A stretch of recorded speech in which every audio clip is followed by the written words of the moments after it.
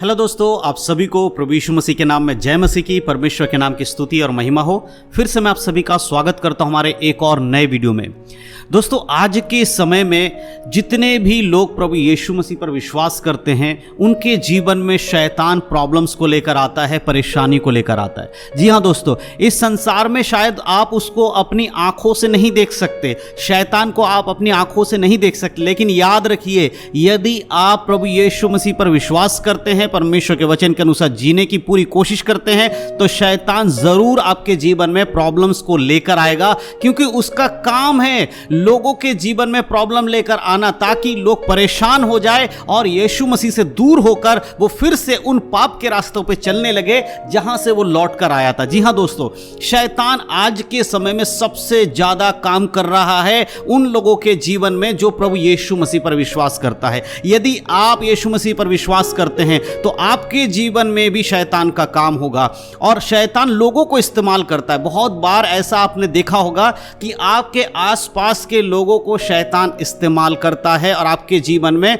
पड़ोसियों के द्वारा हो या किसी और के द्वारा हो प्रॉब्लम्स को लेकर आता है, और आपको लगता है कि आपके आसपास वाले आपसे शत्रुता करते हैं, लेकिन सच्चाई क्या है, उनको शैतान इस्तेमाल करता। मैं आपको एक बात बताना चाहता हूं, बाइबल हमें बताती है इस संसार में हमारी जो लड़ाई है वो किसी मनुष्य से नहीं है। जी हां दोस्तों, जब कोई व्यक्ति आपके विरोध में आता है और आप प्रभु यीशु मसीह पर विश्वास करते हैं, तो इस चीज को हमेशा याद रखें कि जो व्यक्ति आपके विरोध में आकर लड़ रहा है, उसके जीवन में शैतान का काम है, इसीलिए वो आपसे लड़ रहा है, आपसे शत्रुता कर रहा है। तो आप किसी के विरोध में ना जाए। एक उदाहरण के लिए मैं आपको बताना चाहता हूं, कई बार आप बहुत अच्छे से अपने जीवन व्यतीत कर रहे होते हैं, लेकिन आपके आसपास के लोग बिल्कुल भी आपको पसंद नहीं करते, आपके हर काम को वो उल्टा कर देते हैं, आपसे लड़ाई करने के लिए हम हमेशा तैयार रहते हैं। फिर आपको ऐसा लगता है कि मुझे भी उनके जवाब देना चाहिए कि भैया आप मेरे से लड़ रहे हैं तो मैं भी तुमसे लड़ सकता हूं। ऐसा नहीं करना मेरे प्रियो, क्योंकि बाइबल हमें साफ रीति से बताती है। अगर हम एक वचन पढ़ते हैं, अगर हम इफिसियों की पत्री 6 अध्याय के 12 आयत पढ़ते हैं, वहां पर इस प्रकार से लिखा गया है, क्योंकि हमारा यह मल युद्ध लहू और मांस से नहीं, परंतु प्रधानों से और अधिकारियों से और इस संसार के अंधकार के हाकिमों से और उस दुष्ट की आत्मिक सेनाओं से है जो आकाश में है। प्रभु का वचन कहता है हमारा जो युद्ध है, यानी हम जब प्रभु यीशु मसीह पर विश्वास करते हैं तो हमारा लड़ाई किसके साथ है? किसी मनुष्य के साथ नहीं है। आप अपने आसपास रहने वाले व्यक्ति अगर आपके जीवन में कुछ प्रॉब्लम लाते हैं, आप उनसे मत लड़ने जाइए, क्योंकि आप एक विश्वासी होने के नाते, आप मसीह के चेले होने के नाते आपको पता होना चाहिए आपका लड़ाई, आपका युद्ध जो है वो किसी मांस और लहू से नहीं, यानी कि किसी इंसान से नहीं है। इस संसार में प्रभुता करने वाली दुष्ट आत्मा की सेना और अधिकारियों, यानी कि शैतान और उसके जितने भी लोग, शैतानी जो शक्ति है, यानी कि उसके साथ और भी बहुत सारे शैतान के जो नुमाइंदे हैं, यानी जिसे हम कहते हैं दुष्ट आत्मा है, उनके साथ है जो आकाश में प्रभुता करती है मेरे प्रियो। इसीलिए प्रभु का वचन कहता है तुम्हारा युद्ध जो मल युद्ध है वो लहू और मांस से नहीं है। आज आपको यह समझना होगा, अगर आपके जीवन में शैतान काम कर रहा है तो याद रखिए कि आपका युद्ध उसके साथ है और आपको उसको हराना होगा। उसके लिए सबसे इंपॉर्टेंट चीज कि आपको परमेश्वर पे विश्वास करके परमेश्वर के वचन के अनुसार चलना होगा। शैतान निरंतर आपकी ओर अपनी दृष्टि को लगाए रहता है, वो ढूंढता रहता है कि किसे मैं फाड़ के खा जाऊं। वो मसीहों के ऊपर अपनी नजर को गड़ाए रहता है। अगर आप चर्च जाते हैं, बाइबल पढ़ते हैं, प्रार्थना करते हैं, तो आप शैतान की नजर में हैं, आप उसके हिट लिस्ट में हैं। वो आप पे नजरें गड़ाए रहता है और देखता रहता है कि मैं कैसे इसको गिरा सकूं, कैसे इसके जीवन में कुछ गड़बड़ कर सकूं। एक वचन अगर हम और पढ़ेंगे, पहले पत्रस की किताब अगर हम पढ़ते हैं, उसके 5 अध्याय के 8 आयत में इस प्रकार लिखा है, सचेत रहो और जागते रहो, क्योंकि तुम्हारा विरोधी शैतान गरजने वाले सिंह के समान इस खोज में रहता है कि किसको फाड़ खाए। पहले हमने वचन में क्या पढ़ा कि वो दुष्ट आत्मा से हमारी लड़ाई है, इसीलिए यहां पर वचन कहता सचेत रहो, क्योंकि हमारा विरोधी कौन है? शैतान है। और वो किसके समान है? गरजने वाले सिंह के समान ढूंढता रहता है, खोजता रहता है कि किसको फाड़ के खा जाए। जैसे एक शेर अपने शिकार को ढूंढता रहता है कि कौन कमजोर शिकार है जिसे मैं पकड़ूं और उसे अपना शिकार बना लूं,